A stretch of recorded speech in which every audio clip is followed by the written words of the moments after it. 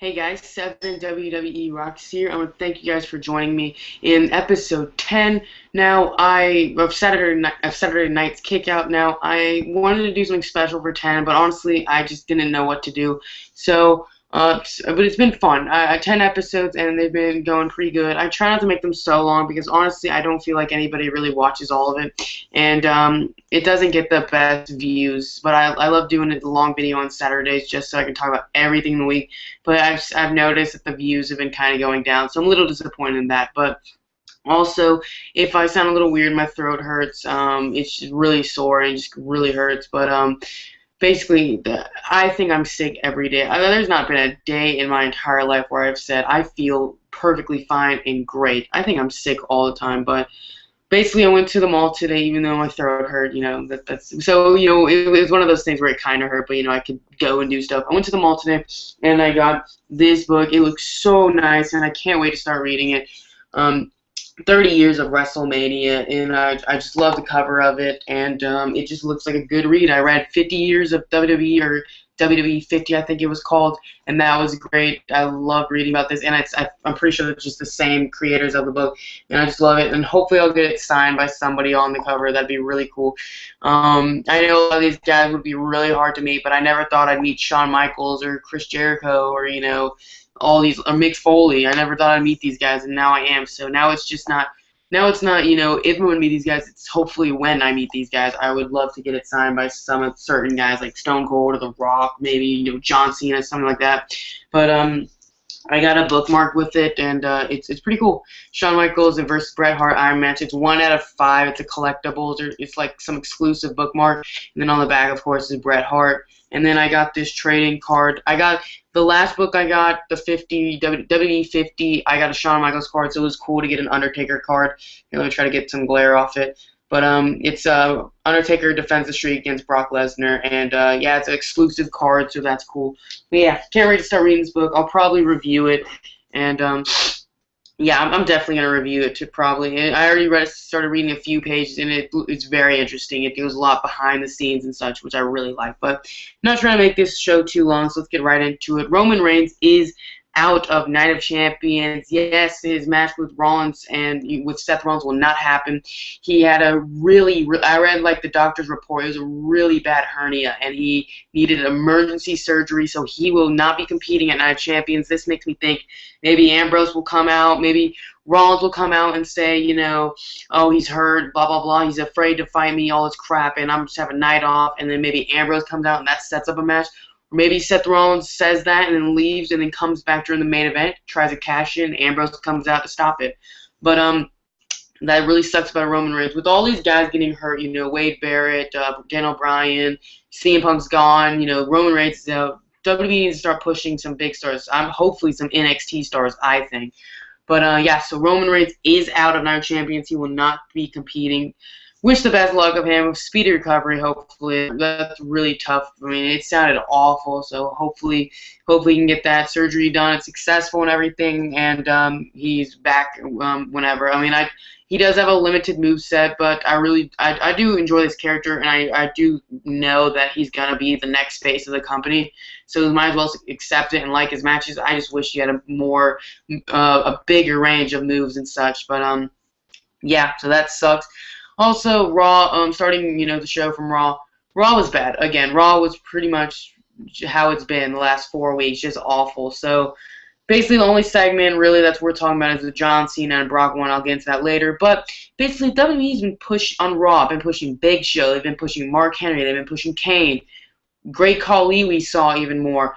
But I just don't get that. I just don't get all those guys. Why would you push them? Why would you not be pushing the future? And I know Henry's gonna lose to Rusev, so he's helping Rusev. He's building his character, even though who cares about that match?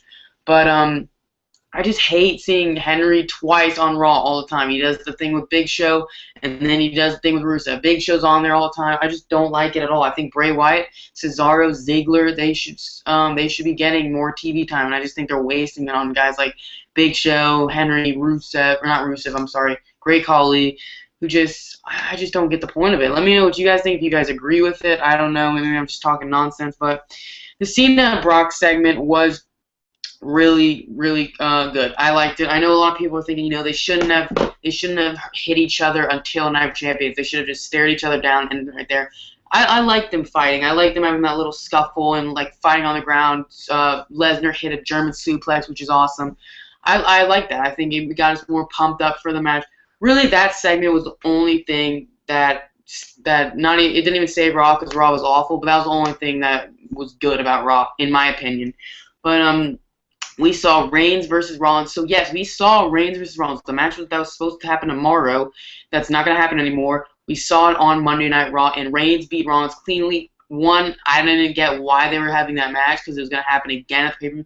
Two, I don't get why it was a clean finish. I have no idea why they would have Reigns beat Rollins right there and then just have the match again at Night of Champions. I did not get that. Then we had probably the worst main event in, freaking Brie Bella versus Stephanie was a better main event segment, when they had their confrontations and such. Rusev and Mark Henry was technically the main event segment, and it's a mid-card match, and I think they know that. I don't get why that was the main event. I was really bored. I love America. I love the whole thing Henry's doing, but I just don't get why that was the main event. I thought it was awful and just so stupid, but what are you going to do? I think Rusev's going to win it, and I was reading that the reason that was the ending segment was because they didn't want Brock versus Cena as the ending segment. They wanted Brock and Cena when Monday Night Football was going on, so people could watch that instead of watching the game. Even then, still, have Roman Reigns versus Rollins as the main event. Why would you have Rusev and Henry? That's a mid-card match. I don't get why that was in the main event, but that's just my opinion. Let me know what you guys think, but moving on. We had Tony Kegger. Go check out his channel. It's Tony Kegger, Keggr, I believe. Yeah, that's how to spell it. Yeah. He wanted me to talk about the Sting tweet. Before I get into that, basically, the WWE tweeted out that this has nothing to do with the Sting thing. They also had another tweet that I wanted to talk about, though.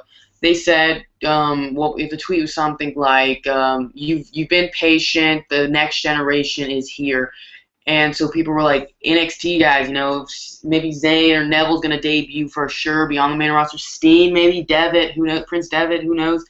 But then I realized the video game 2K15, the actual gameplay, trailer that shows gameplay of it will debut on Monday. And they're talking next generation, next gen consoles and such. So I'm sure that's it. I'm kind of disappointed, but next gen console, yeah, the video game, the trailer will debut, I'm sure, during Raw. And then getting to the Sting tweet, Sting tweeted, he doesn't tweet much, at all. He doesn't tweet, he rarely does, and he tweeted, it's showtime, and then the date 9/22/14, which is, of course, Monday Night Raw's date, this Monday Night Raw's date now. Everyone started at first thinking, it's his debut, it's showtime, he's debuting on Raw, And, I for a minute there, I did think of it. Then I realized, the game's coming out, he's pre-order. I don't think it has anything to do with the video game. Here's what I think it has to do.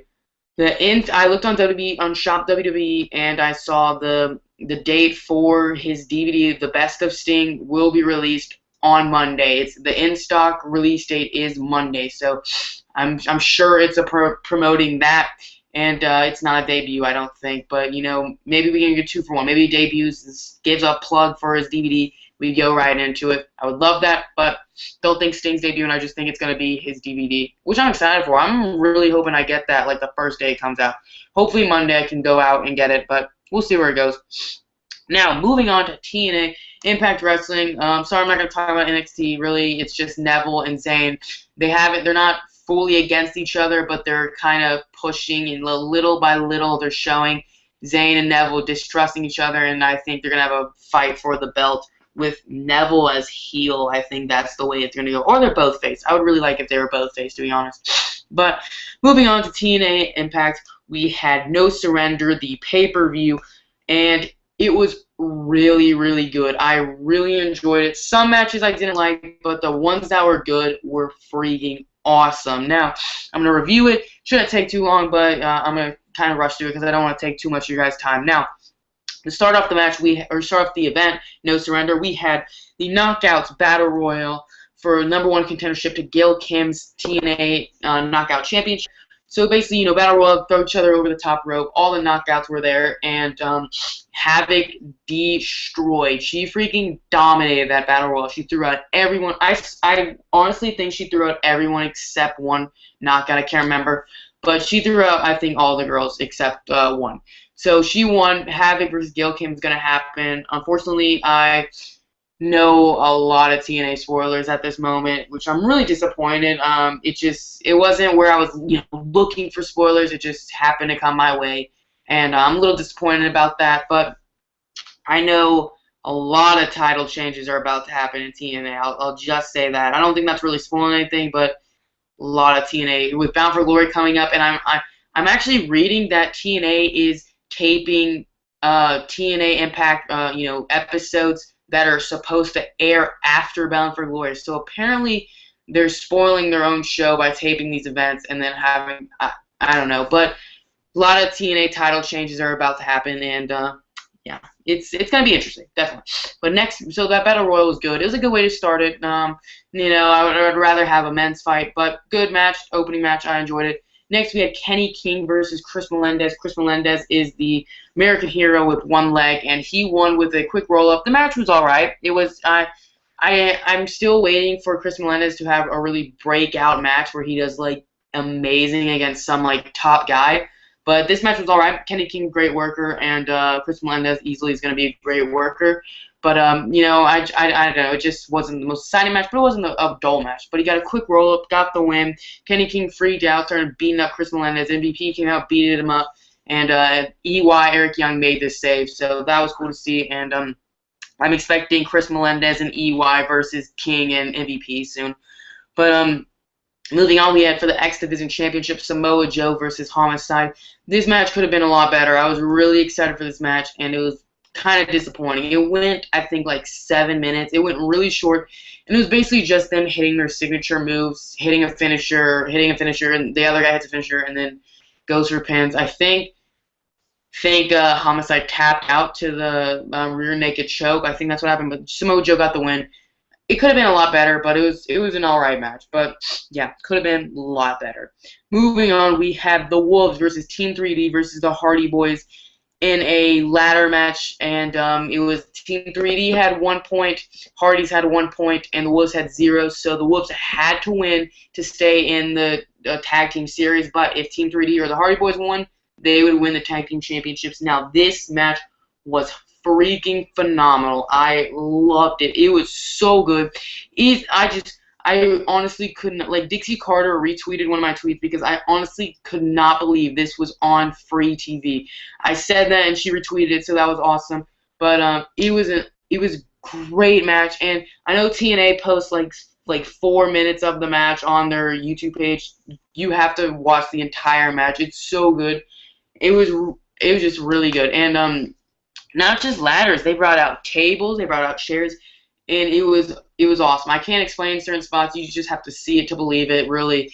But easily, I'm just going to say it right now. I know I'll do it later in the show, but match of the week easily was versus 3D versus the Hardys ladder match. Can't wait. The Wolves got the win. I cannot wait for their Full Metal Mayhem match, which is basically TNA's version of the TLC match. And they've already taped it, I know, and Matt Hardy actually wrestled during it with a broken toe, so that's crazy to think. But it's awesome. I have 1 viewer right now. Thank you for watching. I really do appreciate it. But yeah, easily one of the best matches I've seen, and it was just so good, so good. Match of the week, easily.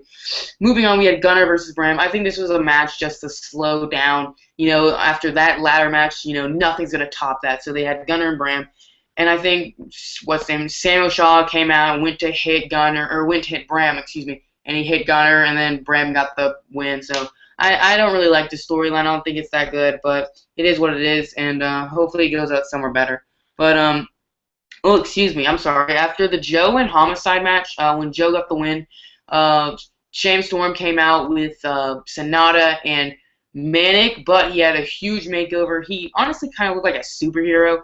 Like he's got this real blue outfit and a big M on his chest, and I think he has a cape and like a hoodie that he pulls out.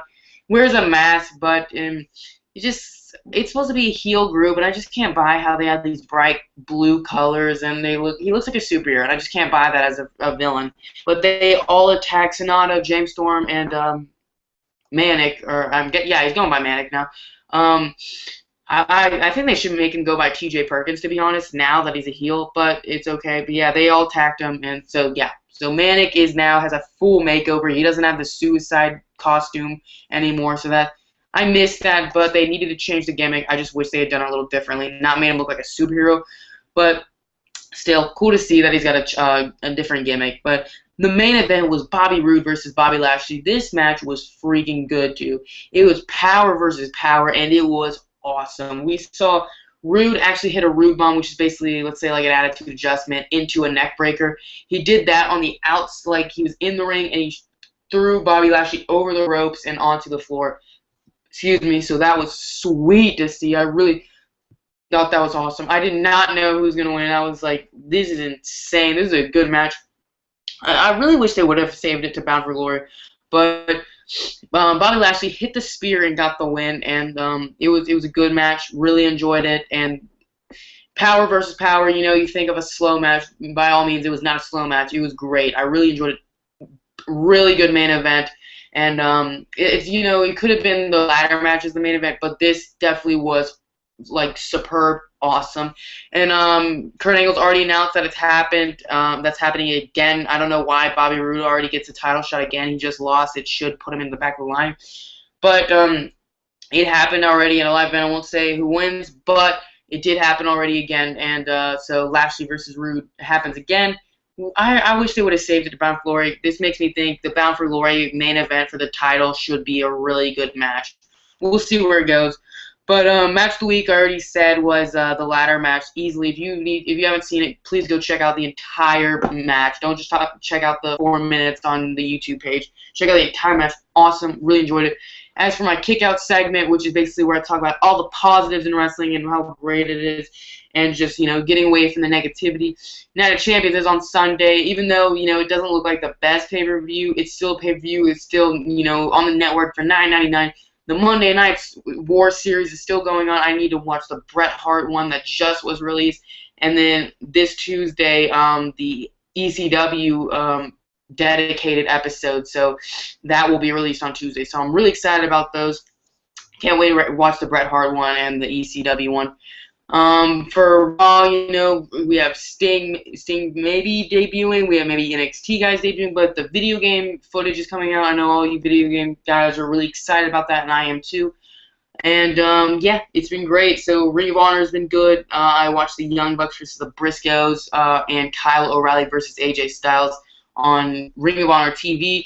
On their website, because I do not get Ring of Honor TV up to date. I have to go on their website, and those matches were freaking awesome. AJ Styles versus Kyle O'Reilly was awesome. And yeah, wrestling's been good. You had No Surrender, which was freaking good, man. The ladder match was in itself awesome, so freaking great. So thank you for watching. Like, comment, subscribe, all the good stuff. Follow me on Twitter at 7WBRocks. 10 episodes in the book. It's been a lot of fun. Hopefully you guys have enjoyed it, and I really do enjoy doing these. So sorry I didn't do anything special for episode 10, but maybe episode 20. If you guys give me some ideas, I'll be able to. Thank you for watching. Like, comment, subscribe, all that good stuff. Follow me on Twitter at 7WERocks. I feel like I've already said that. Again, thanks again. I keep saying thank you, but I just really appreciate it. Thanks for watching. As always, have a nice day. Thank you, guys.